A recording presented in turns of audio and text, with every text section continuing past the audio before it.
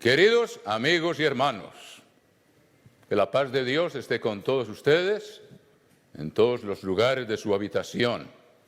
Que tengan un sábado apacible y feliz. En medio de un mundo turbulento y cada vez más inclinado a la violencia y más cerca de crisis mayores que sabemos que van a venir. Sabemos que se acercan, pero aquí estamos acercándonos a Dios para morar al abrigo del Altísimo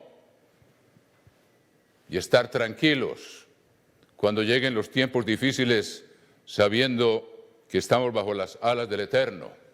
Hermanos queridos, aún estamos bajo el impacto, la oleada de la fiesta de los tabernáculos, que fue un verdadero éxito, gracias a Dios.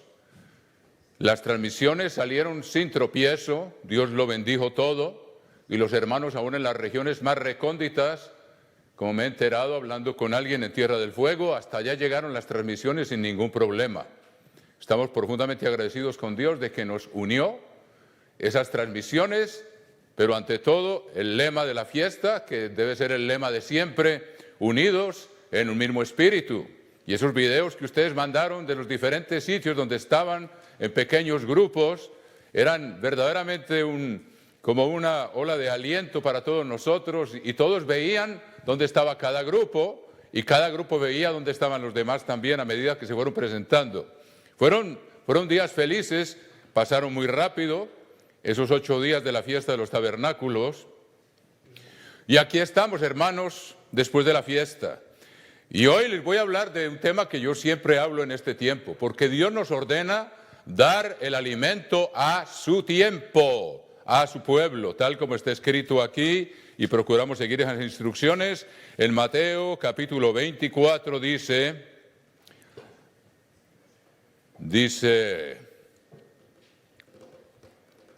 versículo 46, queremos estar bajo esta bendición, hermanos. Mateo 24, versículo 46 dice, bienaventurado aquel siervo al cual cuando su Señor venga le halle haciendo así. Dice, en el versículo 45, perdón, el versículo anterior, Mateo 24, versículo 45 dice, ¿quién es pues el siervo fiel y prudente al cual puso su Señor sobre su casa? ¿Ustedes saben cuál es la casa? 1 Timoteo 3:15, la iglesia del Dios viviente, columna y baluarte de la verdad. Repito, ¿quién es pues el siervo fiel y prudente al cual puso su Señor sobre su casa para que les dé el alimento a tiempo? ¿En qué tiempo estamos, hermanos queridos? Estamos en el tiempo de la lluvia temprana, y eso ya lo hemos explicado varias veces. Sin embargo, como dice el apóstol Pedro, les pido que vayan a la segunda epístola del apóstol Pedro. Yo les repito hoy estas cosas porque siempre hay nuevos aspectos, pero es muy importante tener en cuenta espiritualmente. Dios nos da señales físicas estupendas que nos son como una señal que nos dicen dónde estamos espiritualmente y qué es lo que tenemos que hacer. Y hoy procuraremos estudiar otra vez esos temas y siempre hay nuevos aspectos.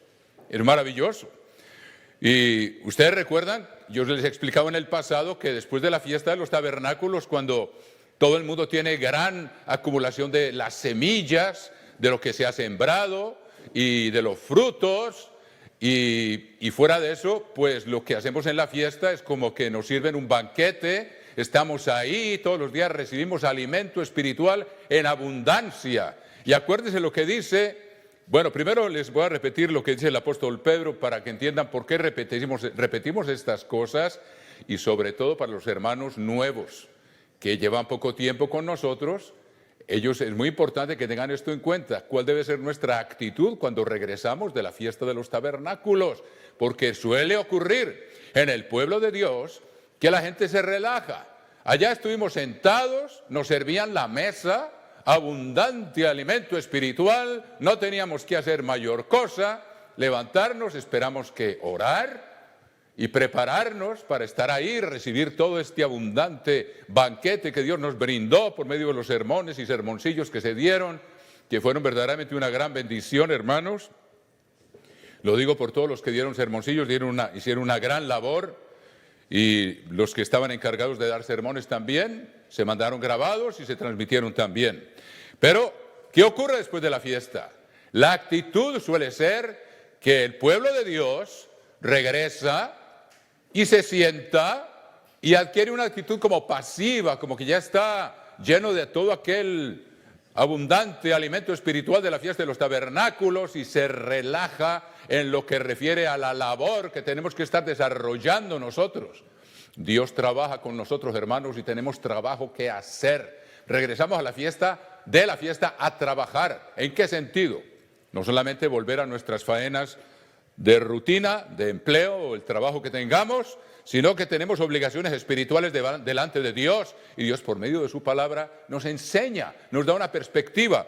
Y les repito lo que decía el apóstol Pedro en la segunda epístola del apóstol Pedro, capítulo 1. Dice, versículo 12, por esto yo no dejaré de recordaros siempre estas cosas, aunque vosotros las sepáis. Alguien dirá, bueno, va a venir a hablar de lo mismo. Bueno, hermanos, Dios aquí nos lo dice, y el apóstol Pablo lo dice a Timoteo, insiste a tiempo y a destiempo, y es lo que tenemos que hacer, y Dios ahora nos ordena hacerlo a tiempo. Dice, repito, versículo 12 del capítulo 1 de la segunda epístola del apóstol Pedro, por esto yo no dejaré de recordaros siempre estas cosas, aunque vosotros las sepáis y estéis confirmados en la verdad presente. Pues tengo por justo, en tanto que estoy en este cuerpo, el despertaros con amonestación, sabiendo que en breve debo abandonar el cuerpo. Ahora, eso lo dijo el apóstol Pedro para él. Yo espero no estar diciendo que no se me aplique. Todavía vivo con la esperanza, como dice la promesa del Salmo 92, aún en la vejez estarán vigorosos y verdes, y fructificarán para mostrar que el eterno y fortalecer recto. Yo todavía quiero servirle a Dios y a ustedes, hermanos míos, todo el tiempo que Dios me permita. Pero el apóstol Pedro sabía que le estaba llegando su hora. Sabiendo que en breve debo abandonar el cuerpo, como nuestro Señor Jesucristo me ha declarado. Yo creo que ustedes recuerdan cuándo se lo declaró. No voy a ir allá para no... Bueno, recuerden, después de resucitado Jesucristo, ellos estaban bregando a pescar, y en toda la noche... Y ya él era un ser espiritual, pero se aparecía físicamente a ellos con apariencia física, porque si no la irradiación de su rostro los fulminaría de inmediato. Y estaba parado en la playa y ellos bregando a pescar, y les gritó y les dice, eso es en el Evangelio de Juan, ya en el último capítulo, y dice, ¿qué habéis pescado? Y dijeron, nada. Y dijo, echad la red a la derecha. Y le echaron la red y saben que se rompían las redes, y Juan dijo, es el Señor. Juan lo reconoció primero, el discípulo amado, y Pedro se tiró al agua de la emoción para ir a encontrar al Señor. Bueno, en todo caso les hizo desayuno. Había un pescado sobre las ascuas ahí, asándose. Debe ser un pescado bien grande para que alcanzara para los que estaban ahí. No estaban los 12. Pero ahí fue cuando Jesucristo le dijo a Pedro, Pedro, ¿me amas? Recuerda que Pedro lo negó 3 veces. Y Jesucristo en 3 veces le preguntó, Pedro, ¿me amas? Y Pedro ya estaba todo triste y le dice, sí, Señor, tú sabes que te amo. Ya tal vez a punto de llorar. Y luego le dice, sígueme. Y Pedro sigue detrás de él, ahí en la playa, seguro caminando. Y volteó a mirar y Juan venía atrás. Y porque Jesucristo le dijo, cuando eras joven, te ceñías, como quien dice, te alistabas y te ibas donde querías. Cuando seas mayor, otro te ceñirá y te llevará a donde no quieras. Y ahí predijo el tipo de muerte que iba a tener. Y de hecho murió crucificado, según tradición, boca abajo, porque él no se sintió digno de ser crucificado como nuestro Señor Jesucristo. Y Juan venía detrás. Y Pedro voltea después de que nuestro Señor le dice cómo iba a terminar sus días. Y le dice, Señor, ¿y este qué? Y Jesucristo le dice, bueno, y si yo quiero que se quede hasta que yo vuelva, ¿a ti qué? Porque dice, ¿a ti qué te importa? Yo hago las cosas como mi Padre me ordene. Pero Pedro tenía curiosidad de saber si Juan iba a pasar por las mismas, y la respuesta de Jesucristo fue así. En fin, son cosas muy tiernas y muy dramáticas también, que a uno le llenan el corazón cuando uno lee esa relación de Jesucristo con los discípulos. Y añoramos eso, hermanos. Y por eso estamos aquí preguntándonos qué es lo que tenemos que hacer para no perder ese contacto que tuvimos más íntimo en la fiesta, unos con otros y con Jesucristo mismo, con el deseado de todas las naciones, que son sermones que hemos dado en el pasado. En todo caso, el apóstol Pedro dice, también yo procuraré, capítulo 1, versículo 15, con diligencia, que después de mi partida vosotros podáis en todo momento tener memoria de estas cosas. Bueno, la gran pregunta que se hace uno, ¿cuál debe ser nuestra actitud cuando regresamos de la fiesta de los tabernáculos? Ahora recuerden que los hermanos que están en el cono sur tienen un orden de estaciones que es inverso al orden de las estaciones en el hemisferio norte, pero nosotros aquí vamos a seguir el orden que Dios nos da basándose en la tierra de Israel y en Jerusalén, que están en el hemisferio norte. Y los hermanos del sur saben eso perfectamente. Ahora, aquí estamos entrando en el otoño y los hermanos del cono sur están entrando en primavera. Pero de todas maneras, ustedes van a entender muy claramente el mensaje y muchos ya lo saben. ¿Qué es lo que ocurre después de la fiesta? Recuerden que Dios prometió, y fíjense, acuérdense de una cosa, que nosotros somos polvo de la tierra y nosotros somos el Israel de Dios, los primogénitos, hermanos, y eso vamos a hablar un poquito más. Y Dios prometió cuál iba a ser en el capítulo 11 del libro del Deuteronomio, que es muy hermoso. Dios tiene sus ojos puestos sobre la tierra santa. Y aunque ahora los judíos la han hecho fructificar, pero en forma sumamente artificial, ellos inventaron el riego por goteo y han tenido éxito, pero todavía esa tierra no está restaurada lo que era. Los que van allá siempre todavía encuentran lugares muy desérticos y muy agrestes y muy áridos, aunque los judíos han desarrollado zonas donde han alcanzado alta productividad, pero tiene que ser en forma artificial, sobre todo con el riego de goteo, que es sumamente eficiente, usa poca agua y produce buenos resultados. Pero Dios habla de esa tierra y recuerden que es donde nosotros vamos a estar, va a ser la sede del trabajo nuestro en el mundo de mañana. Y ahora nosotros somos el Israel de Dios y estamos hechos del polvo de la tierra. Fíjense que hay paralelos. Eso se aplica a nosotros de varias maneras. Pero veamos cómo Dios considera esa tierra. En el capítulo 11, versículo 11 del libro del Deuteronomio, Deuteronomio 11:11. Y empecemos a hacer un paralelo con nosotros también, hermanos.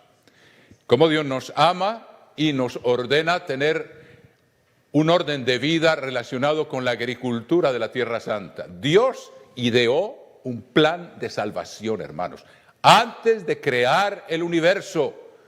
Yo se los he leído muchas veces, está en la epístola de Tito. Antes del principio de los siglos prometió vida eterna. Y luego Él diseñó esa tierra como la base y el modelo donde se llevaría a cabo primero ese gran proyecto. Veamos aquí, por ejemplo, en la epístola de Tito, capítulo 1 y versículo 1 o versículo 2, y ven que Dios, antes de haber creado el universo, el principio de los siglos comenzó cuando Dios creó los planetas y creó y empezaron a circular satélites alrededor de los planetas y la Tierra y la Luna y el Sol y el orden perfecto de su creación que el hombre en su ceguera no reconoce. Pero aquí en el capítulo 1 de Tito dice, versículo 2, capítulo 1, versículo 2, en la esperanza de la vida eterna, la cual Dios que no miente, prometió desde antes del principio de los siglos. O sea que el principio de los siglos, antes del principio de los siglos quiere decir cuando no había tierra, cuando no había materia. Y Dios que habita la eternidad, fuera del tiempo, fuera del espacio que nosotros conocemos, donde siempre ha existido, ideó un plan. Y para ello creó la tierra y creó el universo, para que tuviéramos, cuando vemos las estrellas de noche, tengamos una idea del futuro glorioso que nos espera cuando heredemos el universo entero y no necesitemos naves espaciales, ni el transbordador espacial, ni toda la tecnología que ahora se está utilizando, como el señor, creo que es señor Musk, tiene un proyecto para facilitar los viajes al espacio. Pero Dios no nos diseñó para estar en el espacio, hermanos. Estamos preparándonos para tener un cuerpo que se puede desplazar en el espacio a distancias inconcebibles aún hoy con la tecnología, que están lejísimos de nuestro alcance, aún a la velocidad de la luz. Cuando hablamos de millones de años luz, estamos hablando de distancias francamente inalcanzables para el ser humano. Y sin embargo nos estamos preparando y Dios nos va a dar un cuerpo que no va a necesitar ninguna nave. Pero eso tiene que ser en el dominio espiritual. Pero Dios primero estableció un plan físico para cosechar seres espirituales en 3 cosechas distintas que vamos a estudiar ahora, hermanos, y que ustedes ya saben. En el orden maravilloso, Dios estableció antes del principio de los siglos, ya tenía en mente lo que iba a hacer. Dios no improvisa. Dios creó el universo y creó la tierra para ser habitada en orden, tal como lo dice Isaías, capítulo creo que es 45, versículo 18. Dios no es un Dios de confusión, fue Satanás el que revolvió todo cuando se rebeló contra Dios. Pero Dios creó al hombre con un plan de poder darle vida eterna, vida que puede desplazarse en el universo como Él mismo, como Dios mismo, como Jesucristo.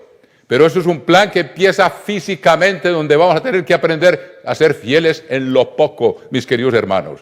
Entonces veamos en el capítulo 11, versículo 11 del libro del Deuteronomio, esa tierra que Dios ideó antes del principio de los siglos, y que era un paraíso, era un Edén, y va a volver a serlo, y ahora todavía no lo es.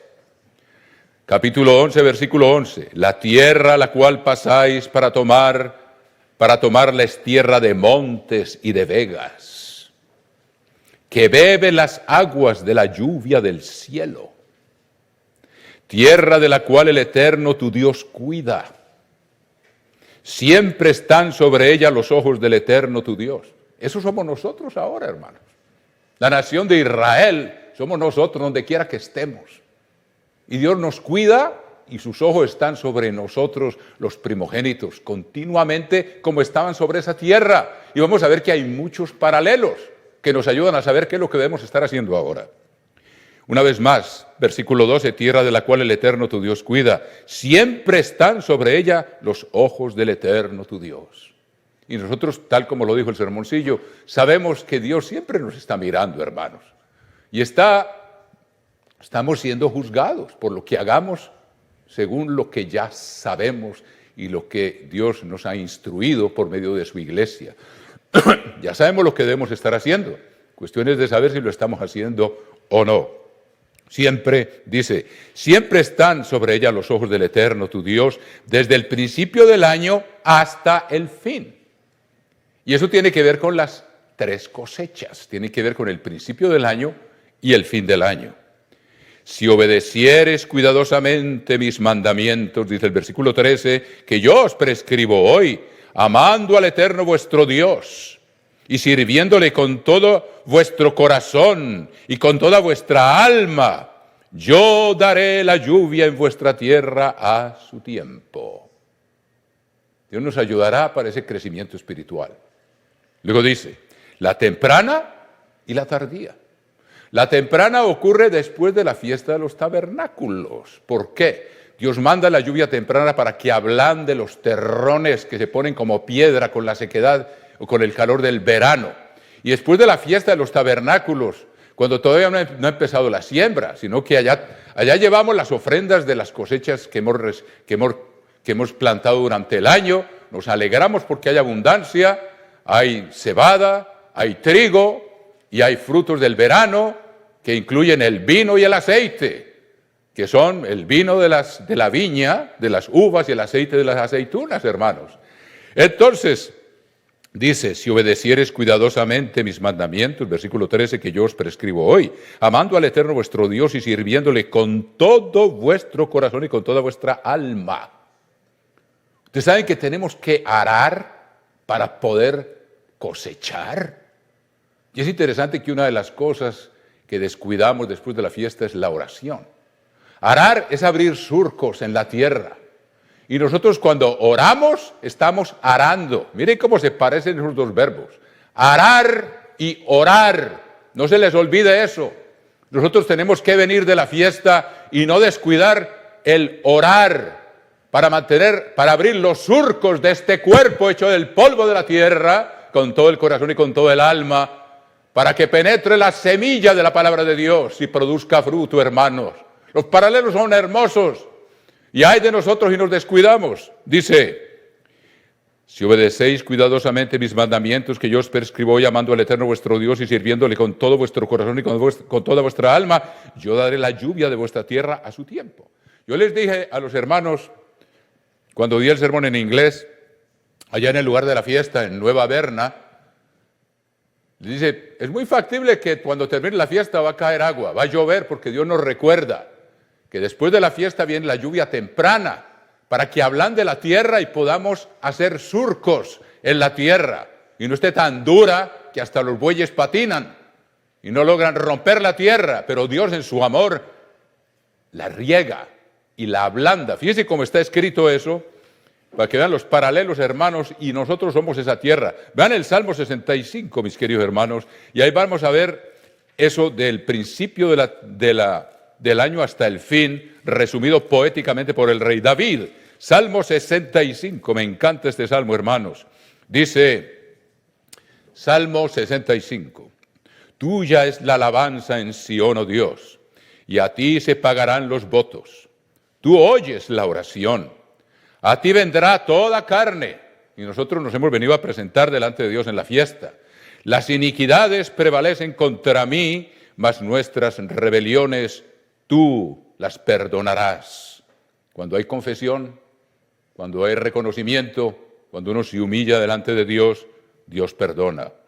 Bienaventurado el que tú escogieres y atrajeres a ti para que habite en tus atrios. Eso somos nosotros. Hemos sido llamados a vivir en el templo del Eterno, la casa de Dios, que es la iglesia, y al mismo tiempo nos ha dado un templo, que es este cuerpo hecho del polvo de la tierra, el cual tenemos que administrar también, porque ahí mora la presencia de Dios. Fíjense todo lo que hay aquí. Dice, bienaventurado el que tú escogieres y atrajeres a ti, 65:4. Para que habite en tus atrios, seremos saciados del bien de tu casa, de tu santo templo. Con tremendas cosas nos responderás tú en justicia. Si lo buscamos, Dios responde. Oh Dios de nuestra salvación, esperanza de todos los términos de la tierra, de los más remotos confines del mar. Tú el que afirma los montes con su poder, ceñido de valentía, el que sosiega el estruendo de los mares, el estruendo de sus ondas y el alboroto de las naciones. Recuerden que las muchas aguas representan pueblos, naciones y lenguas, y hoy están en alboroto y van a estar peor todavía. Dios las sosiega y Dios nos puede permitir a nosotros, si estamos cerca de Él, andar tranquilos en medio de este mundo turbulento. Por tanto, los habitantes de los fines de la tierra temen de tus maravillas. Tú haces alegrar las salidas de la mañana y de la tarde. Me acuerdo cuando vivía yo en la montaña en Colombia, en una hacienda de ganado de altura sobre la cordillera central. Cuando terminaba de trabajar, por ahí hice un pequeño poemita que está en un sermón que se llama El trabajo en el mundo de mañana. Hice una pequeña relación con mi experiencia y me ha servido mucho para entender cosas, hermanos. Yo me sentaba ya cuando empezaba a atardecer, terminaba mi jornada de 8 o 10 horas de trabajo, hermanos, y me subía y me sentaba ya en la cumbre de esa colina y veía el atardecer sobre la cordillera occidental, donde más llueve en el mundo, y los colores son espectaculares. Y recordaba yo estas palabras, tú haces alegrar las salidas de la mañana y de la tarde. Hay cosas hermosísimas como son los amaneceres y los atardeceres, y Dios nos alegra con la belleza, con los cuadros que Él pinta cada vez nuevos, hermanos. Dice el versículo 9, aquí se habla de lo que Dios está haciendo con nosotros ahora después de la fiesta de los tabernáculos. Dice, visitas la tierra y la riegas. Esa es la lluvia temprana, la cual Dios ahora nos dice, yo los hablando y con estas palabras y este sermón, Dios lo quiera, somos meros instrumentos de sus manos, Dios nos ablanda para que seamos diligentes y nos peguemos del arado y empecemos a trabajar y a hacer surcos para sembrar la semilla de la palabra de Dios. Visitas la tierra y la riegas. En gran manera la enriqueces. Con el río de Dios, lleno de aguas, preparas el grano de ellos cuando así la dispones. ¿Cuál es la primera cosecha que se siembra? Es la cebada. La cebada representa a Jesucristo, se los he explicado muchas veces, porque es la primera que sale de la tierra y se madura exactamente en la semana de la Pascua, cuando Jesucristo murió, y la primera gavilla se corta después, cuando termina el día sábado, exactamente cuando Jesucristo salió de la tumba. Y ya esa gavilla ya no está en contacto con la tierra, es símbolo de la resurrección de Cristo a la dimensión espiritual a la cual Él perteneció desde la eternidad, después de haber cumplido su misión, hermanos. Es grandioso todo lo que está ahí. Y esa es la cebada. Y hay que sembrarla y tenemos que cultivar a Cristo en nosotros. Y les voy a dar un poquito más sobre el tema. Dice, en la gran manera la enriqueces, con el río de Dios lleno de aguas, preparas el grano de ellos cuando así la dispones, haces que se empapen sus surcos, haces descender sus canales, la ablandas con lluvias. Está hablando de lo que ahora está haciendo con nosotros. Nos está ablandando, nos está recordando, no sean perezosos, tienen un trabajo que hacer, tienen que prepararse. Yo les digo una cosa, este es el primer sermón de preparación para la Pascua, porque para la Pascua la cebada que debemos estar sembrando ahora, que es el símbolo de Jesucristo en nosotros, ya debe estar retoñada, y no solo retoñada, ya debe estar en espiga y lista para ser segada, para representar el cumplimiento del plan de Dios, como cada uno va a ser transformado en ser espiritual en su debido orden. Y el primero de ellos fue Jesucristo, representado por la cebada, que era lo primero que surgía en la Tierra Santa. Los paralelos son maravillosos, hermanos. Entonces dice aquí, bendices, haces descender sus canales, la ablandas con lluvias, bendices sus renuevos. Esto hace retoñar la semilla. Si no hay humedad, no retoña la semilla. Y si no hay humedad, está demasiado dura la tierra para labrarla. Entonces ahora Dios nos está ablandando con su palabra, preparándonos para que no nos volvamos perezosos. Porque recuerdo lo que dice Proverbios capítulo 20 y versículo 4, y hay mucho que decir al respecto. Pero miren, este es tiempo de no descuidar el orar. Y eso tiene que ver con el arar, como lo vamos a ver más en detalle en un momento. En el capítulo 20, versículo 4 del libro de los Proverbios dice, y esto se aplica a todos nosotros, empezando por mí, mis queridos hermanos, porque cada año Dios espera fruto de crecimiento espiritual. Nosotros creemos que es una ofrenda en dinero. Pues sí, está reflejado, porque donde está tu corazón, ahí está también el dinero. Se lo presentamos a Dios, pero Dios lo que más está mirando, y sí se manifiesta en la generosidad, es el crecimiento espiritual de nosotros año tras año. Cuando Él dice, ninguno se presentará delante de mí con las manos vacías, está queriendo decir, tuvieron desde la fiesta de los tabernáculos hasta ahora, hasta la Pascua, para crecer en gracia y conocimiento, para dar fruto espiritual, para reflejar a Jesucristo en ustedes, en nosotros, hermanos. Entonces tenemos una labor que hacer. ¿Y qué dice el Proverbios 24? El perezoso no ara a causa del invierno. Está muy frío afuera. ¿Quién se va a levantar cuando todavía está oscuro, cuando está que se congela uno afuera? Y Dios dice, el perezoso no ara a causa del invierno. O podríamos decir, el perezoso duerme demasiado y no se levanta y no tiene disciplina para levantarse a orar, que es ir a arar la tierra, porque nosotros somos la tierra y debemos estarla arando, abriendo surcos en el corazón, en el alma y en la mente, para que la palabra de Dios penetre y nos vaya transformando de gloria en gloria. Esa es nuestra labor que debemos estar desempeñando ahora, hermanos, y hay de nosotros si no lo hacemos. Mire lo que dice, el perezoso no ara a causa del invierno, pedirá pues en la siega y no hallará. Uno cosecha lo que siembra. Y si no estuvo sembrando la palabra de Dios en nuestro ser, primero con oración. La oración es el arar. El arar abre surcos en la tierra. Y la oración debe ser con todo el corazón, o sea, que hable surcos en el corazón. Por eso dice el Salmo 119, tu presencia supliqué de todo corazón. Y debemos ser diligentes e intensos en nuestra labor, para que verdaderamente se empiece a producir una transformación y cuando llegue la Pascua tengamos que ofrecer un fruto de crecimiento espiritual delante de Jesucristo cuando nos venimos a presentar delante de Él. Que esa cebada que lo representa a Él la hemos cultivado con diligencia en nuestro ser y en nuestra vida. Y tenemos un fruto que presentar, pero si somos perezosos y no aramos, y no sembramos, y no meditamos, y no ayunamos, y no ponemos por obra, va a llegar allá y estamos en las mismas con las manos vacías, aunque llevemos una gran suma de dinero. La transformación interna, que es lo que Dios está buscando, no está ahí. Y seguimos causando los mismos problemas y cometiendo los mismos pecados porque no ha habido la diligencia del trabajo que Dios nos impele ahora o nos instruye que debemos estar haciendo, hermanos. Espero que eso les quede claro. Si con eso hoy se van claros, se les va clara la mente, me doy por bien servido. Pero vamos a dar más detalles para saber lo magistral del plan que Dios ideó desde antes del principio de los siglos.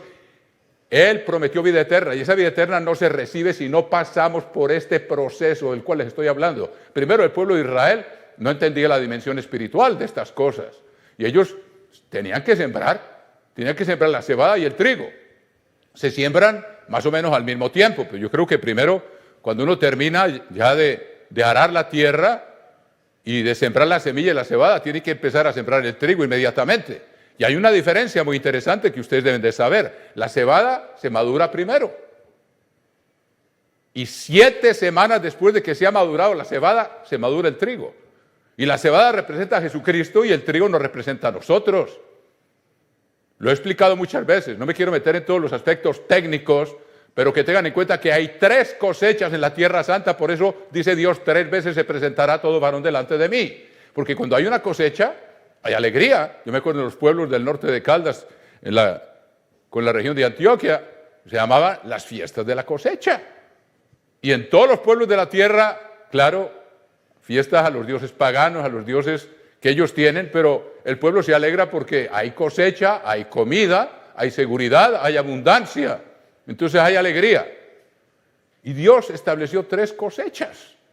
Y por eso dice, nadie se presentará delante de mí con las manos vacías. ¿De qué está hablando Dios? Principalmente de un fruto de crecimiento espiritual que no se logra si no aramos esta tierra, si no sembramos la semilla.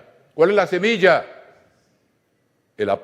Lucas lo explicó en el capítulo 8 cuando explicó la parábola del sembrador. La semilla es la palabra de Dios. Lo primero que tenemos que hacer ahora, cuando levantarnos temprano, en esta época, hermanos, aunque va a ser más larga la noche, es la noche oscura del invierno, hermanos míos, en esta región del norte. Tenemos que levantarnos a trabajar, hermanos. La labor espiritual no es sentarse uno y no hacer nada, hermanos. Es una labor de disciplina y repito, el perezoso, apunten bien esto, 24, no ara a causa del invierno.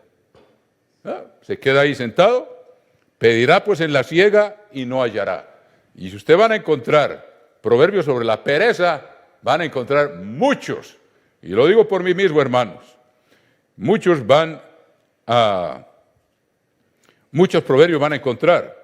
Mire lo que dice aquí en el capítulo 24, versículo 30 de Proverbios, ya que estamos ahí, hablando de la necesidad de ser diligentes en el estudio, diligentes en la oración, diligentes en el estudio de la palabra de Dios, diligentes en la meditación, hermanos queridos, diligentes en ayunar con frecuencia. El mundo se está acabando, hermano. Estamos viendo señales claras. Ya hay señales de pestes de langostas, ya hay señales de pestilencia que todos hemos sufrido de una manera, si no hemos llegado a la enfermedad, pero ya ronda por todas partes.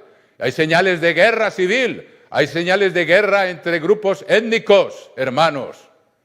Y hay señales de un control de la sociedad en que nadie se va a escapar cuando llegue la hora de adorar la imagen de la bestia. Por eso está progresando tanto el control que por los medios de comunicación y la tecnología los gobiernos adquieren sobre cada ciudadano, hermanos. La identificación facial, la identificación de la pupila, toda distancia se puede identificar, hermanos, nos van a tener controlados.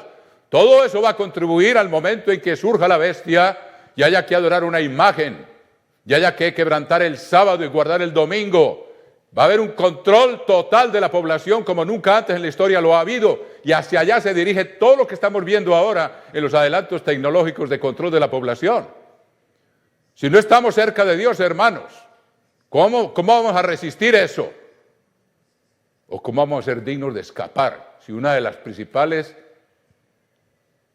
métodos, el mejor que Cristo nos da, dice, orad en todo tiempo y lugar, orando que seáis dignos de escapar de todo lo que está por venir? Si uno descuida la oración, y si no saben orar, hermanos, cojan el libro de los Salmos y empiecen a leer desde el número 1, 2, 3, 4, y poco a poco, y también le pueden decir a nuestro Señor, Señor, enséñame a orar, enséñame a conectarme contigo, enséñame a tener una relación profunda como la tenía el rey David y todos estos hombres que escribieron los Salmos. Pero tenemos una gran obligación si queremos estar en el reino de los cielos, hermanos, y de escapar lo que se viene por venir. Entonces dice, el perezoso no ora a causa del invierno. A nosotros nos aplica, el perezoso no ora a causa del invierno. Está muy oscuro para levantarse a orar. Y Cristo se levantaba cuando todavía estaba oscuro, hermanos. O sea que no podemos descuidar nuestra vida espiritual. Sigamos entonces, miren lo que dice aquí en el capítulo, como les dije, en el capítulo 24, versículo 30 del libro de los Proverbios. Y este es uno de muchos. Dice, pasé junto al campo del hombre perezoso.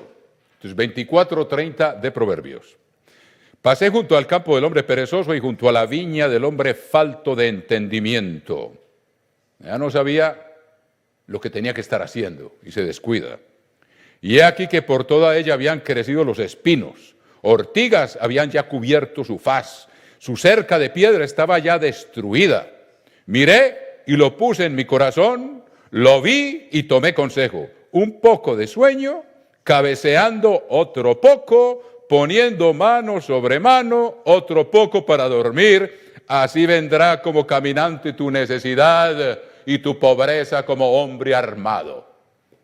Llegará el tiempo en que hay que presentarse delante de Dios y dice, no se presente conmigo con las manos vacías. Puede que alcance a reunir una cierta suma de dinero, pero no va a tener mucho fruto espiritual que mostrar de que Cristo verdaderamente está morando dentro de nosotros y que nos estamos transformando en la misma imagen de gloria en gloria, por ser diligentes, por dejar de ser perezosos, hermanos míos, y por verdaderamente dedicarle a Dios el tiempo que se debe, el llamamiento más supremo que existe sobre la faz de la tierra y que está pronto a ser puesto a prueba.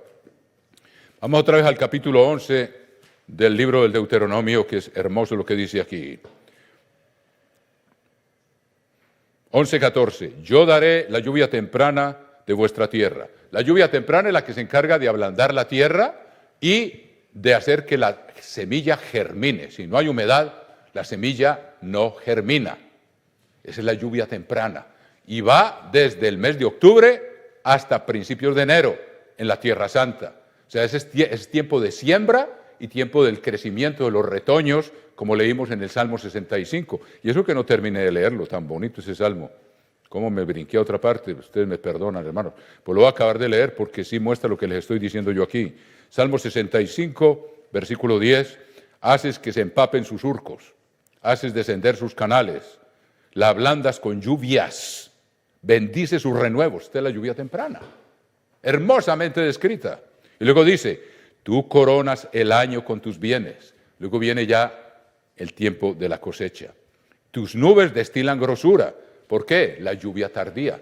La lluvia temprana, desde octubre hasta principios de enero, ablanda la tierra y hace que germine la semilla y que los retoños tengan suficiente humedad para empezar a crecer. Luego ya termina la lluvia temprana y cuando ya está espigando para el mes de abril, o antes, un poco antes del principio de la primavera, llega la lluvia tardía que hace, con esa lluvia se llenan de grano las espigas con gran rapidez. Yo me acuerdo, yo me crié en la región cafetera de Colombia, en otros países dicen cafetalera, y había un dicho entre los propietarios de las fincas de café.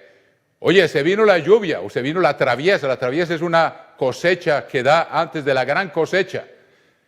Y dice, hay que tener suficiente personal listo porque llueve y el café se madura con una gran rapidez. Y si no se recoge el café, se cae y se pierde. Entonces es muy interesante que la lluvia tardía hacía eso, hacía madurar, llenar de grano y fortalecer, robustecer los granos en las espigas de la cebada y las espigas del trigo, hermanos, para que hubiera una gran cosecha. Y cuando había esos ritmos de la lluvia, hoy en día están trastornados. A veces no llueve cuando tiene que llover y llueve cuando no tiene que llover.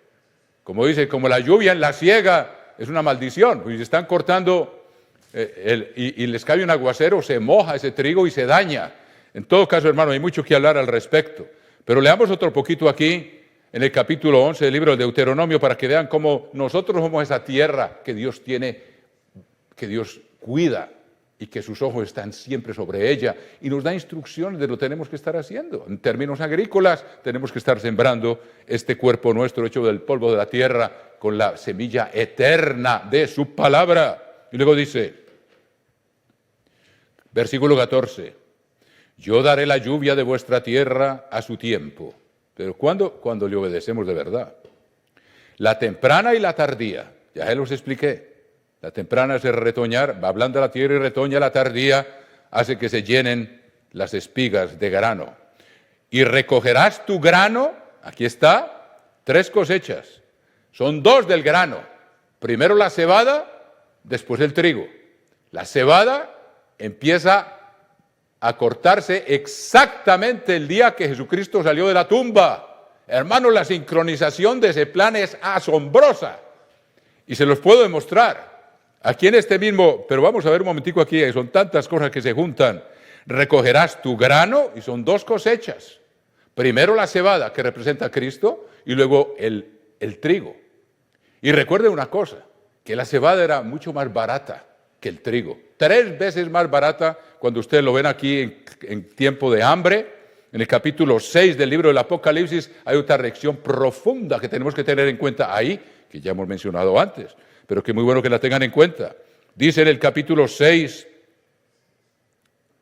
versículo 5 del Apocalipsis, 6:5 del Apocalipsis dice, cuando abrió el tercer sello, oí al tercer ser viviente que decía, ven y mira, y miré, y aquí un caballo negro, y el que lo montaba tenía una balanza en la mano.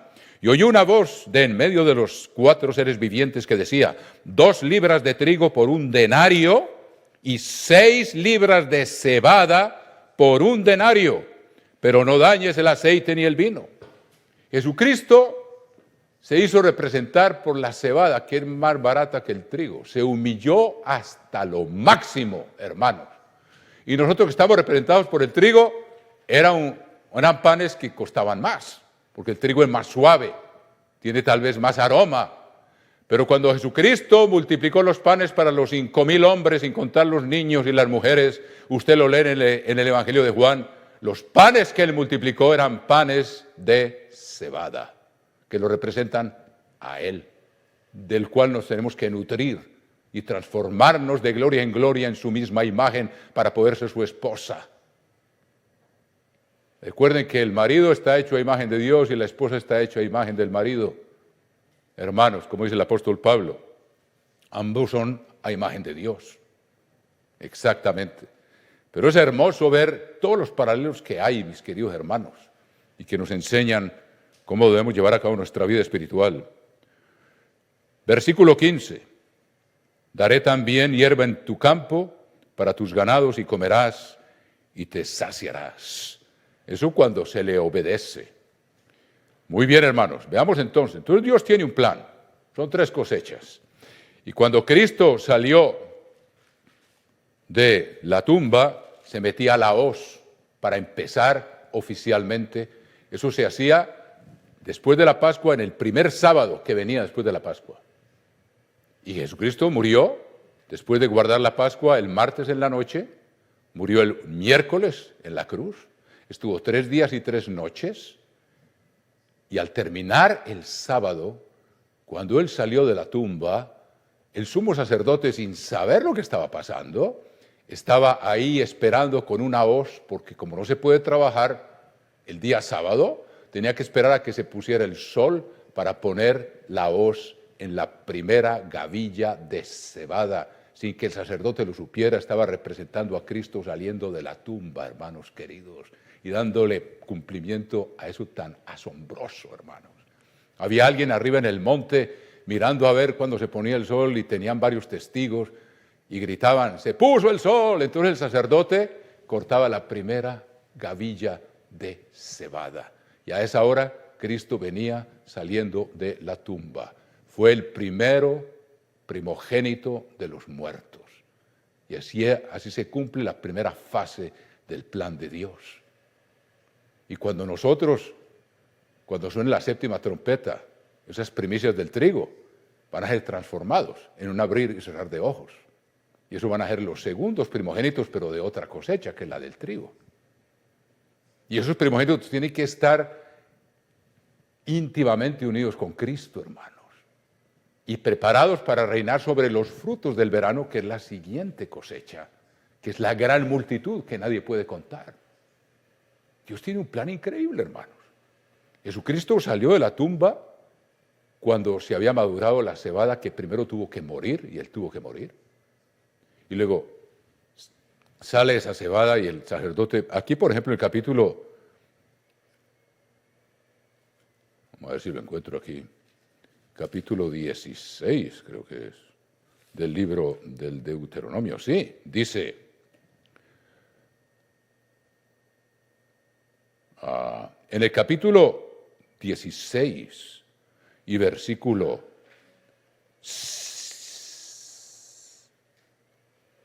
9 del libro del Deuteronomio dice, 7 semanas contarás desde que comenzare a meterse la hoz en las mieses.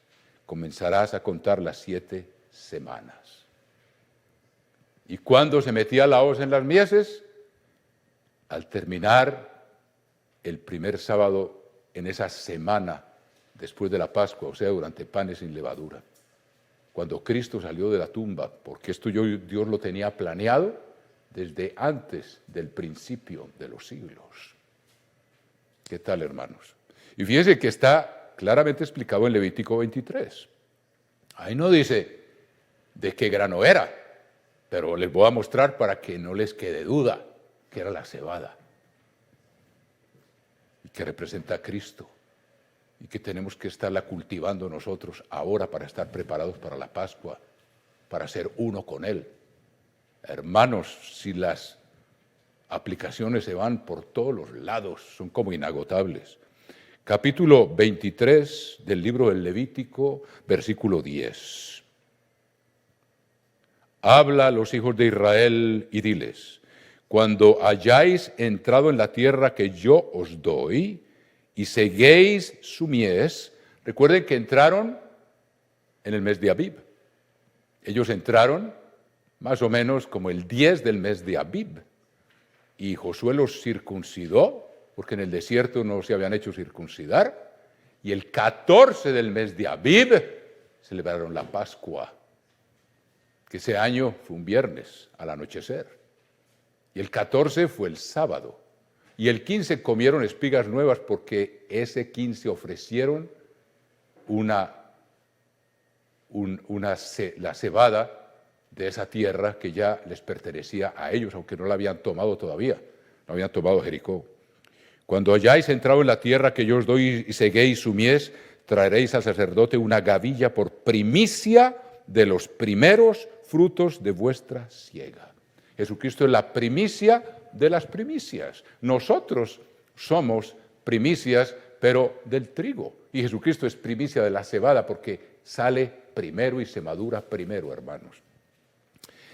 Fíjense, lo voy a recordar, si no se acuerdan, en el capítulo 9 del libro del Éxodo, por ejemplo, capítulo 9 del libro del Éxodo dice, en el versículo 31, después de que cayó el granizo en Egipto.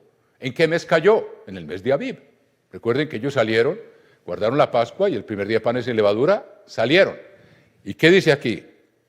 En el capítulo 9, versículo 31 dice, el lino pues y la cebada fueron destrozados por el granizo, porque la cebada estaba ya espigada, porque era el mes de Abib,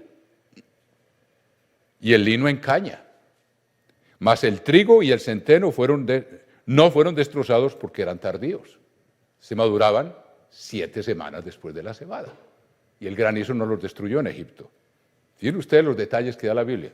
Y para que sepan exactamente que la primera siega en la cebada, se las voy a leer literalmente en el segundo libro de Samuel, para entender la hermosura de lo que Dios nos enseña, hermanos.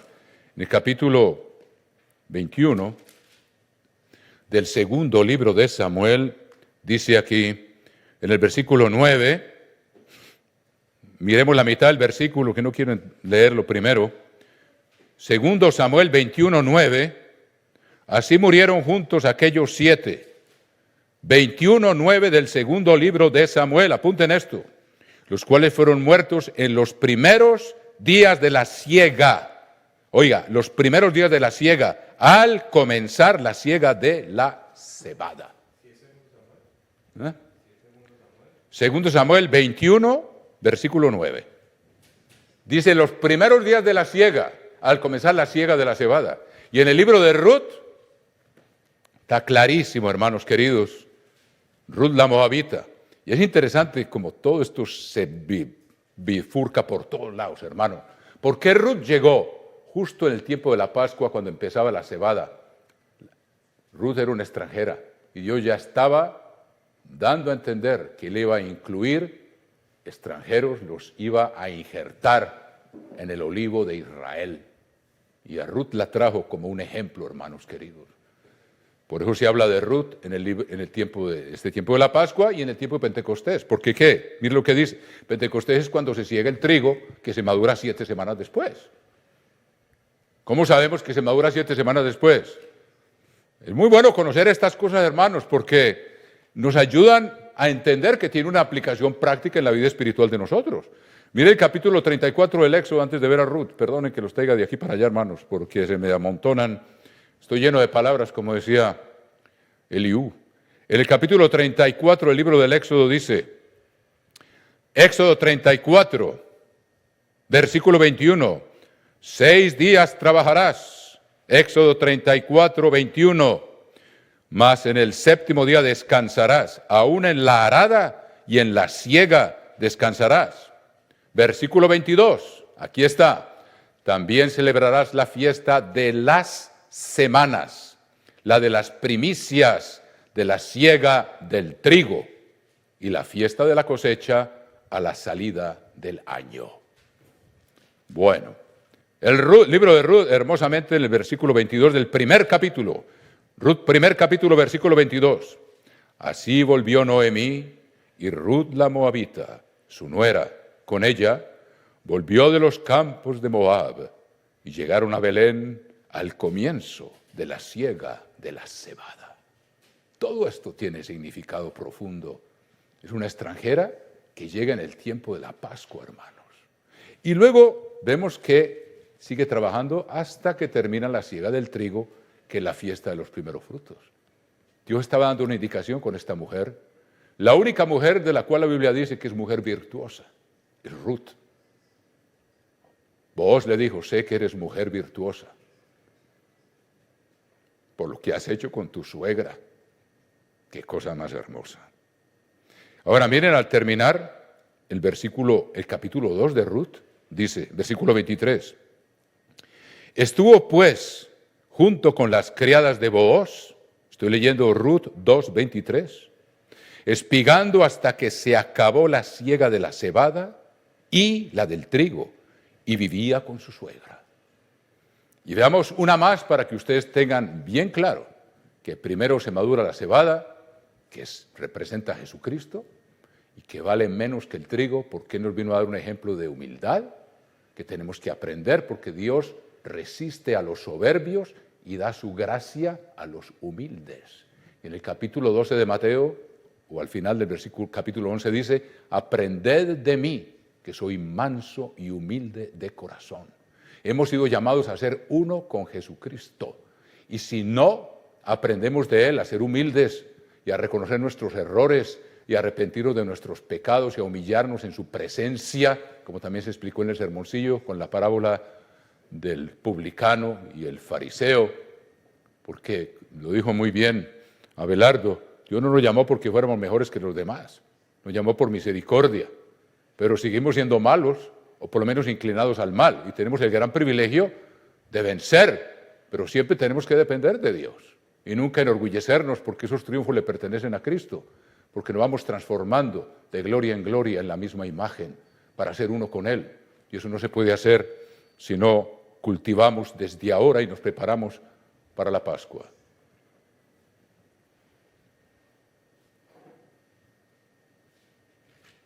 En el capítulo 23 del libro del Levítico, miren lo confirmado aquí, dice lo que dice. Capítulo 23, versículo 15 del libro del Levítico, 23:15. Levítico 23:15. Y contaréis desde el día que sigue al día sábado, desde el día en que ofrecisteis la gavilla de la ofrenda mecida.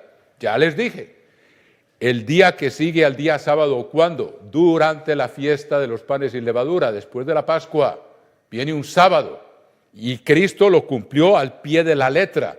¿Cuándo resucitó Jesucristo? Al terminar el día sábado, después de haber guardado la Pascua, en plena semana de panes sin levadura. Y aquí dice, contaréis desde el día que sigue al día sábado, desde el día en que ofrecisteis la gavilla. Y ya vimos en Deuteronomio 16 que ahí es cuando se mete la hoz en la siega. Si ven todo ahí, un poquito aquí y un poquito allá, hermanos. Recuerden estas cosas, tenemos que aprender a meditar en la palabra de Dios. Y luego dice, una vez más, 23:15 del Levítico, 23:15, contaréis desde el día que sigue al día sábado, desde el día en que ofrecisteis la gavilla de la ofrenda mecida, que fue un día domingo. Jesucristo resucitó al terminar el sábado, en esa semana, exactamente como dice aquí, y al otro día era el primer día de la semana, que fue cuando las mujeres vinieron a la tumba y el ángel había corrido la piedra para que vieran que ya no estaba ahí, porque él había resucitado exactamente el día anterior, cuando el sacerdote le gritaron desde el Monte de los Olivos, se puso el sol y le puso la voz a la primera gavilla en el momento en que Jesucristo resucitaba de los muertos, hermanos. Transformado. Y el paso que habríamos de seguir nosotros después. ¿Qué tal, hermanos? Y contaréis desde el día que sigue al día de reposo, desde el día en que ofrecisteis la gavilla, o sea, al otro día, el sábado, de la ofrenda mecida, Cristo presentándose ante el Padre. Padre, misión cumplida. Va en plena marcha nuestro plan, el cual concebimos desde antes del comienzo de los siglos. Antes que hubiera tiempo, antes que hubiera espacio, y ahora he cumplido con mi parte en este plan. ¡Qué maravilla! Y ahora la sigue cumpliendo, porque es nuestro abogado y nuestra ayuda y nuestro refugio. Desde el día en que ofreciste la gavilla de la ofrenda mecida, 7 semanas cumplidas serán, hasta el día siguiente del 7º día sábado, o sea, un día domingo. Contaréis 50 días, entonces ofreceréis el nuevo grano al Eterno. Y la Biblia aquí no dice cuál es ese nuevo grano, pero ya se lo leí en el capítulo 34 del Éxodo, dice, celebrarás la fiesta de las primicias del trigo. Vuélvanlo a ver para que no se les olvide. Capítulo 34, versículo 22 del libro del Éxodo, ahí está cuál es ese nuevo grano. Dice, también celebrarás la fiesta de las semanas. ¿Por qué? Contarás 7 semanas. Dice en el Levítico, de las primicias de la siega del... También celebrará la fiesta de las semanas, la de las primicias de la fiesta de la siega del trigo y la fiesta de la cosecha, la salida del año. 3 fiestas, hermanos, 3 cosechas. Entonces vamos a ver, ya les demostré, Jesucristo está representado por la cebada porque fue la primera en salir y Jesucristo se llama, mírenlo aquí, en el capítulo... Vean el libro de los Colosenses, y ahí lo ven ustedes descrito, por qué se le llama, para que vean todo cómo está relacionado, hermanos, y esto tiene que ver con nuestro destino. En el capítulo primero de la epístola a los Colosenses, Colosenses capítulo 1, versículo 18. Colosenses 1:18 dice, y Él es la cabeza del cuerpo que es la iglesia, el que es el principio, el primogénito de entre los muertos, para que en todo tenga la preeminencia. Ahí lo tienen. El primogénito de los muertos, representado por la cebada y esa primera gavilla que cortó el sacerdote. Espero que se les vaya poniendo este cuadro, lo vayan entendiendo, porque vamos a entrar en el reino de Dios y esto se va a hacer literalmente, hermanos, y tenemos que estar enterados de todo esto.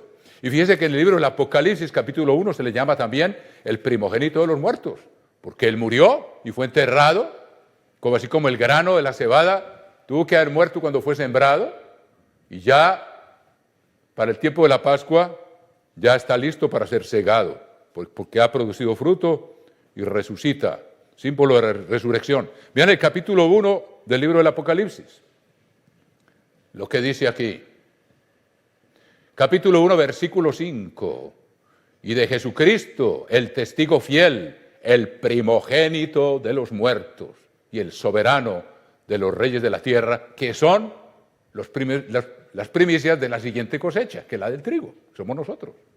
Hermanos, esto lo repito cada año porque se les olvida, pero entonces, ¿qué tenemos que hacer, hermanos? Fíjense que Dios tiene un plan, ya lo estamos viendo, y cada cosecha representa un paso esencial de ese plan.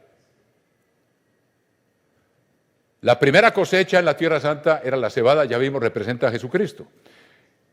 La segunda cosecha era la del trigo, que se madura 7 semanas después y representa a las primicias, que van a ser la esposa de Cristo, que somos nosotros, la iglesia del Dios viviente.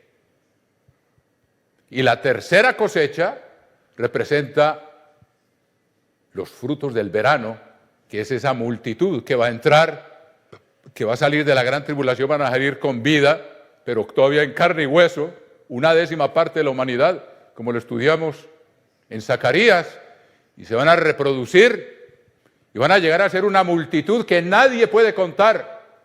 Eso está representando los frutos del verano, es la tercera cosecha, que incluye, veamos cuáles eran los frutos de esa tierra. Todo está aquí en la Biblia. Miren el capítulo 8 del libro del Deuteronomio, y ahí lo ven. Capítulo 8 del libro del Deuteronomio dice: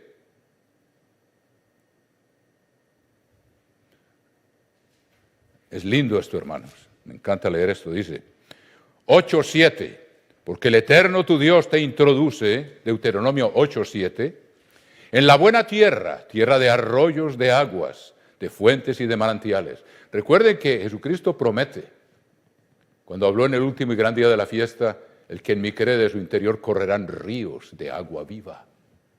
Todo esto se refiere a nosotros, en la vida espiritual y el fruto que debemos producir. En la buena tierra, tierra de arroyos, de aguas, de fuentes y de manantiales que brotan en vegas y montes. Eso todavía, Dios va a venir a regenerar la tierra y lo vamos a ver gloriosamente convertido en un jardín del Edén. Versículo 8, tierra de trigo y cebada. Ahí lo tienen, aunque los dan en el orden inverso, pero sabemos que la cebada es la primera y luego el trigo. De vides, estas sí son frutos del verano. Las vides, que son las que producen las uvas de las cuales se hace el vino. Higueras, que producen los higos, y granados. Tierra de olivos, de donde se hace el aceite de oliva y de miel. Tierra en la cual no comerás el pan con escasez, ni te faltará nada en ella.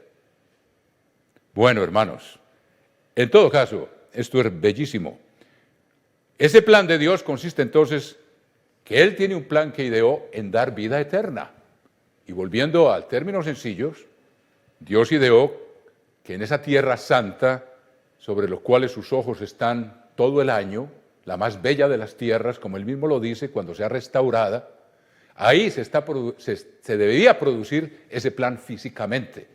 Y esa cebada representó a Cristo, que fue el primero en pasar de ser carne y hueso a ser espíritu, como lo era antes. Y véalo que en 1 Corintios está descrito eso, hermanos, magistralmente. 1 Corintios capítulo 15, ahí lo vamos a ver. 1 Corintios capítulo 15, versículo 22. Ahí vamos a tener las tres cosechas. 1 Corintios 15, 22. Porque así como en Adán todos mueren, también en Cristo todos serán vivificados. ¿De acuerdo a qué? Al plan a la promesa de vida eterna que Dios hizo antes del principio de los siglos. Y Él ideó que esa vida eterna la iba a conceder en 3 etapas distintas. El primero que pasó de ser físico a tener un cuerpo espiritual glorioso fue Jesucristo, representado por esa cebada. Y dice aquí, porque así como en Adán todos mueren, 15:22, también en Cristo todos serán vivificados, quiere decir transformados en seres espirituales. Pero cada uno en su debido orden. Está magistral, hermanos. El orden de las cosechas. Cada uno en su debido orden. Cristo las primicias. Ya lo sabemos, las primicias de la cebada, que es la primera cosecha. Luego los que son de Cristo en su venida, las primicias del trigo. Hermanos, ahora recuerden que para nosotros el día de Pentecostés no representa el día en que somos transformados en seres espirituales. No se dejen engañar que por ahí hay una teoría que dice que Jesucristo va a regresar el día de Pentecostés. No, el día de Pentecostés representa el día en que somos engendrados con esa simiente de vida eterna. Y un niño no nace el día que es engendrado, hermanos.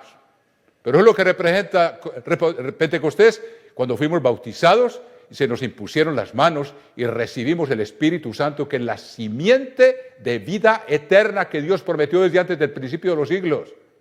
Pero tenemos que perseverar hasta el fin y nacer, y si perseveramos hasta el fin, morimos, pero quedamos escritos en el libro de la vida, y el Espíritu vuelve a la Nueva Jerusalén, y cuando suene la 7ª trompeta, nacemos todos al mismo tiempo, como dice Isaías. ¿Nacerá una nación en un solo día?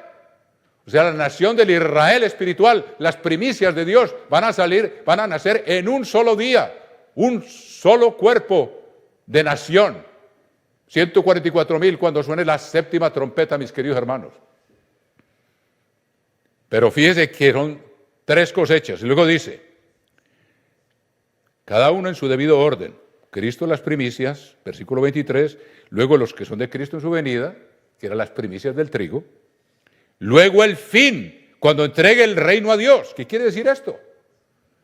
Es muy factible, hermano. Esto no es doctrina oficial de la Iglesia todavía. Pero Pablo aquí está diciendo, cada uno en su debido orden va a ser vivificado. Primero Cristo, ya lo vimos, resucitó, se cortó la gavilla cuando salió de la tumba, sin que el sacerdote lo supiera, y luego al otro día la presentó delante de Dios en el templo, el grano, a la hora en que Jesucristo le dijo a María, no me toques porque no he subido a mi Padre. A la misma hora, hermanos, y eso se cumplió. Y nosotros hemos sido invitados a entender esto y a ser parte de esto. Y luego, dice, primero Cristo las primicias. Luego los que son de Cristo en su venida. Ahí está, segunda etapa.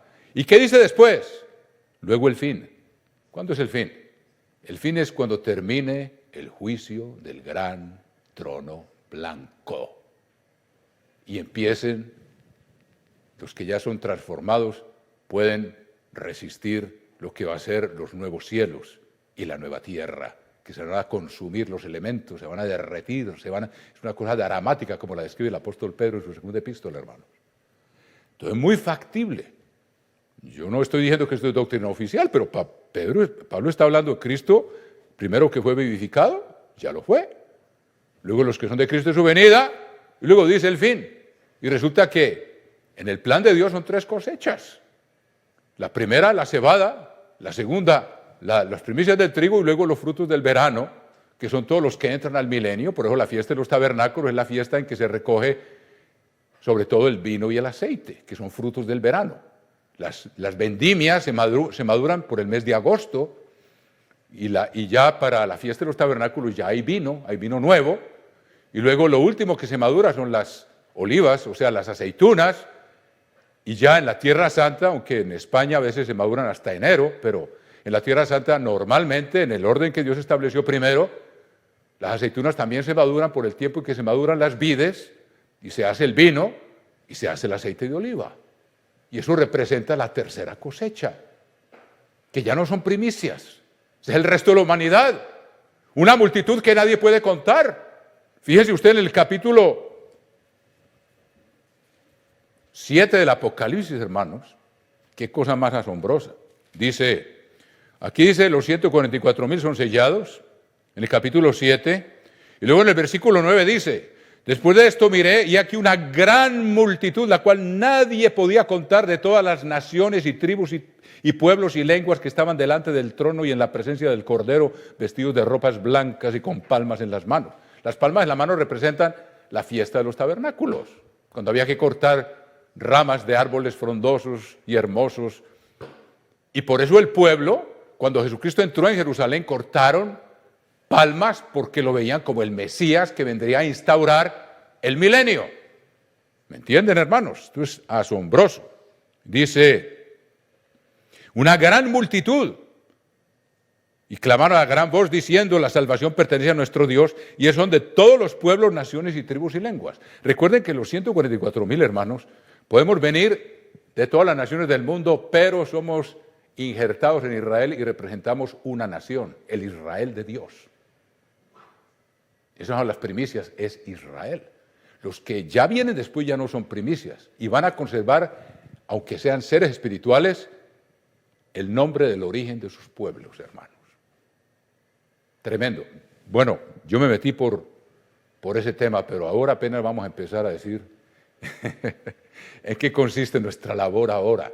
Pero uno entender ese plan grandioso y que va a haber una multitud que nadie va a poder contar. Y Pablo está prácticamente diciendo que el resto va a ser en el fin. ¿Y cuándo es el fin? Cuando Cristo le entregue el poder al Padre, cuando termine el juicio del gran trono blanco.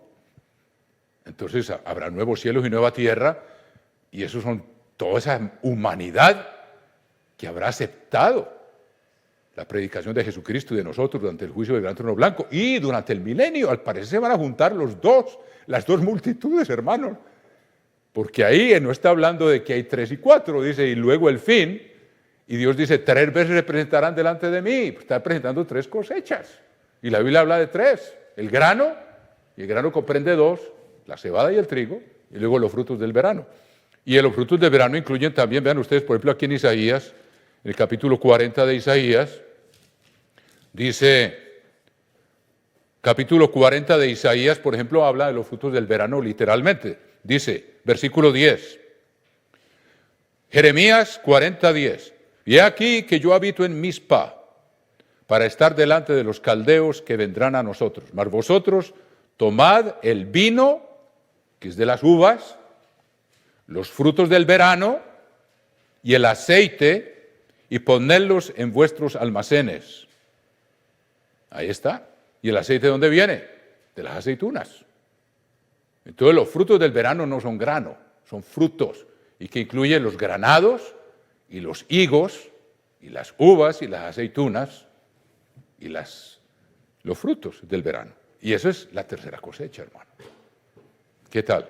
Y así Dios cumple su plan en 3 etapas. Ahora, ¿cómo podemos nosotros ser parte de esa primera etapa? Vamos a ver, en pocas palabras, no me voy a prolongar mucho,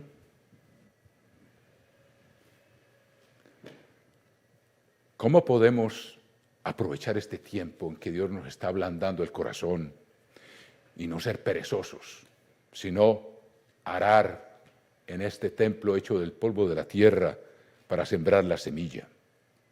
Veamos el Salmo 119 y ahí vemos algunas pistas que Dios nos da, hermanos queridos. En el Salmo 119 dice, en el Salmo 119, porque Dios describe al ser humano en 4 partes, más o menos. El corazón, el alma, la mente y sus fuerzas. En el Evangelio de Mateo, en la ley, en Deuteronomio dice, amarás al Señor tu Dios con todo tu corazón, con toda tu alma y con todas tus fuerzas. No menciona la mente. En el capítulo, creo que es 12 de Marcos, menciona la mente.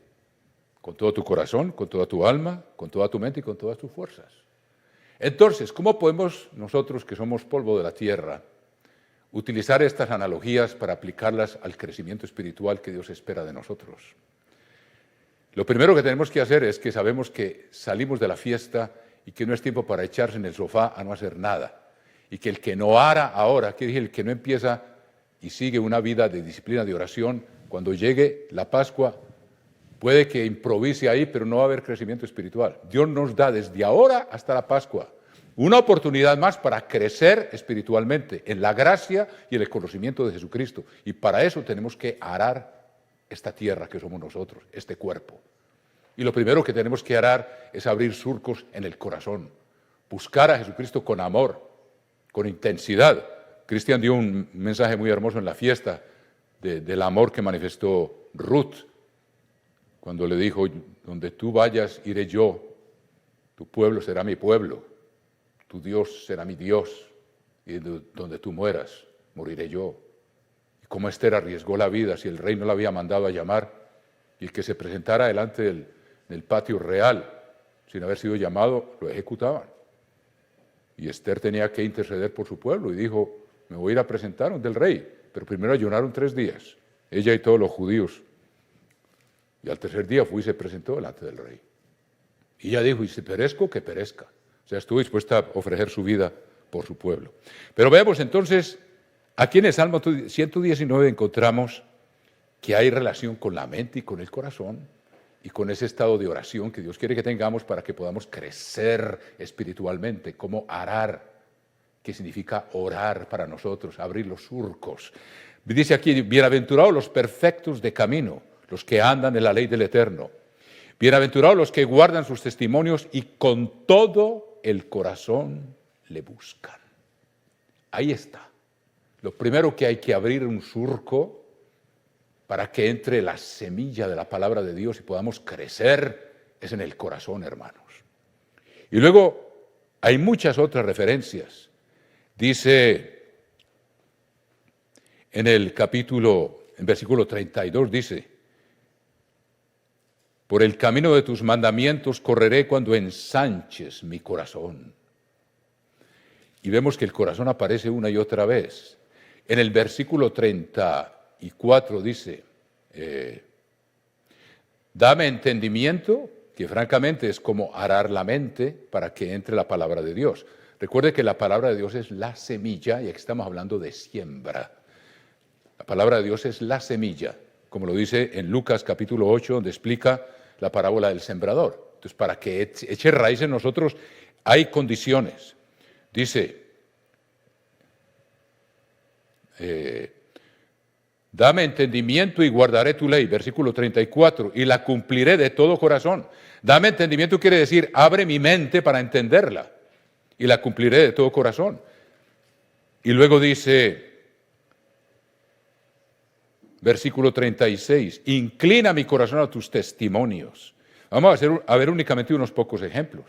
Pero por ejemplo hay una aquí que me encanta, hermanos, dice en el versículo 38, cuando nos levantemos de madrugada, cuando está oscuro, para poder arar y sembrar la semilla en nuestro pecho, hermanos, en nuestro ser. En el versículo 38 dice, tu presencia supliqué de todo corazón. Así vamos asimilando entonces esa relación con Cristo, vamos creciendo en ella. Ahora vamos a ver el alma, por ejemplo. Aquí hay muchas más escrituras, ustedes pueden marcar todo lo que dice corazón y van a ver que se refiere con ese deseo intenso de tener una comunión profunda con Dios. Por ejemplo, dice, amarás al Señor tu Dios con todo tu corazón, con toda tu mente. Por ejemplo, eso se aplica en el capítulo 119, versículo 18. Salmo 119, versículo 18. Abre mis ojos y miraré las maravillas de tu ley. Entonces estoy abriendo el surco del corazón para que penetre profundamente la palabra de Dios ahí, en el surco abierto, y le pido a Dios que abra mis ojos, se refiere a la mente, y miraré las maravillas de tu ley, o sea, dame entendimiento para yo comprender tu ley y asimilarla y que eche raíces en mí. En el versículo 26 dice, te he manifestado mis caminos y me has respondido, enséñame tus estatutos. En el versículo 27, hazme entender el camino de tus mandamientos. Esa es la mente. Por aquí hay más. Dice,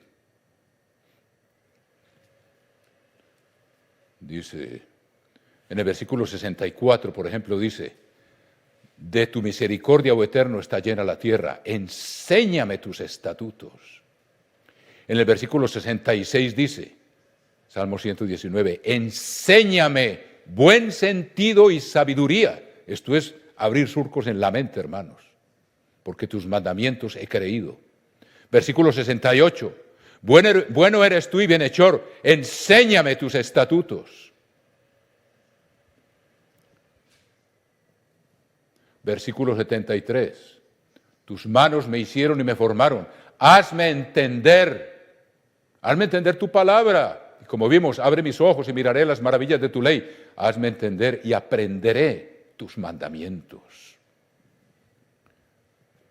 Ahora vea, por ejemplo, el deseo de tener ese conocimiento se explica con el alma. Por ejemplo, aquí dice el salmista dice, en el versículo 20 dice, 119:20 dice, quebrantada está mi alma de desear tus juicios en todo tiempo. Entonces estamos viendo el corazón, estamos viendo la mente, estamos viendo el alma. Quebrantada está mi alma de desear tus juicios en todo tiempo. Versículo 25. Abatida hasta el polvo está mi alma, vivifícame con tu palabra. Versículo 28. Se deshace mi alma de ansiedad, susténtame según tu palabra. ¿Qué tal, hermanos? Uno tiene que pedirle a Dios que despierte esa pasión en nosotros, como el rey David. Así se crece espiritualmente. Así nos vamos transformando de gloria en gloria en la imagen, porque Jesucristo es la palabra de Dios. Y cuando abrimos esos surcos, y eso que falta la meditación, fíjate el versículo 15, dice, en tus mandamientos meditaré, consideraré tus caminos. O sea que uno primero abre el surco, y luego el surco del alma, el surco del corazón, el surco de la mente, para que entre profundamente la semilla. Y se lo repito, voy a decir dónde está eso. Lucas capítulo 8, no me pierdan ahí el Salmo 119. Lucas capítulo 8 dice,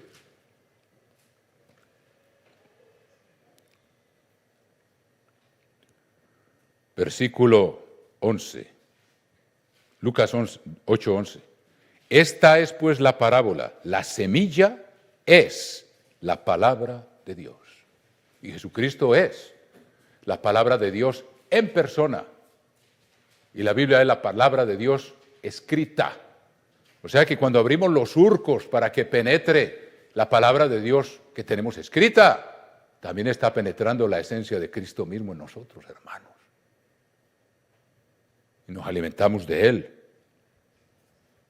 Y luego, cuando uno abre el surco, la semilla entra más profundamente. Si oramos, si aramos esta tierra antes de hacer el estudio bíblico y calculamos nuestro tiempo, disciplinarnos, levantarnos a la hora en que tengamos tiempo de arar, o sea, de orar, para abrir los surcos de la mente, los surcos del corazón, los surcos del alma, para que luego cuando estudiemos y leamos la palabra, entonces penetre profundamente, hermanos, y eche raíces y crezca y dé fruto que tendremos para ofrecer a Jesucristo cuando llegue la próxima Pascua.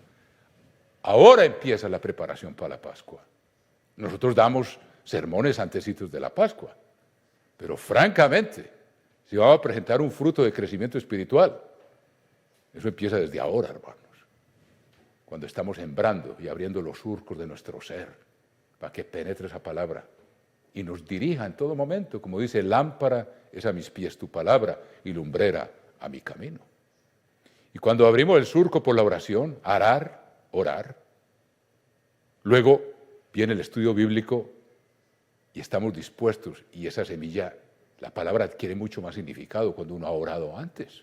Pues cuando ha abierto la tierra, la semilla entra más profundo. y entonces da más fruto.